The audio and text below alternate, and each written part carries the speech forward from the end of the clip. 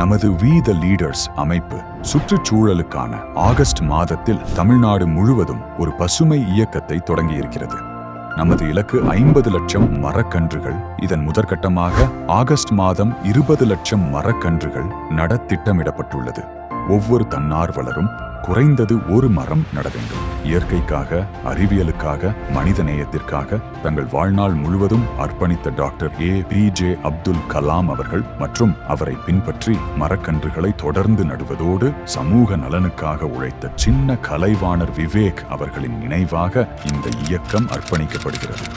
நமது இயக்கத்தின் மூலம் மரக்கன்று நடுதல் என்பது உள்ளூர் இன மரங்களுக்கு முன்னுரிமை அளித்தும் ஒரு நாள் நிகழ்வாக மட்டுமல்லாமல் நீண்ட கால பராமரிப்புடன் கூடிய ஒரு நிலையான பொறுப்பாகவும் மேற்கொள்ளப்படும்.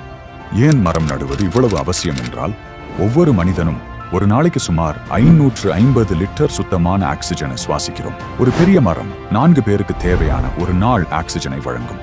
இதுல குறிப்பாக ஆலமரம், வேப்ப மரம், அரச மரம், வெண்மருது மரம் மற்றும் வில்வம் மரம் இவை அதிக அளவு ஆக்சிஜனை வெளியிடக்கூடியவை. நமது நாட்டு இன மரங்கள் நிலத்தடி நீர் மட்டத்தையும் உயர்த்துகின்றன. மரவேர்கள் மண்ணில் உருவாக்கும் வழிகள் மூலம் மழை நீர் மேற்பரப்பில் வீணாக ஓடி போகாமல் ஆழமாக இறங்குகிறது. மரங்களிலிருந்து விழும் இலைகளும் இயற்கை கழிவுகளும் மண்ணின் அமைப்பை மேம்படுத்தி ஈரப்பதத்தை தக்க வைக்கும் திறனை அதிகரிக்கின்றன.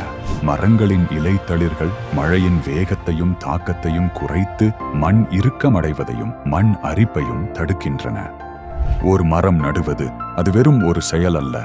அது காற்றை காப்பது, நீரை காப்பது, மண்ணை காப்பது, நமது தலைமுறையை காப்பது. இணைவோம், நடுவோம், எதிர்காலத்தை காப்போம்.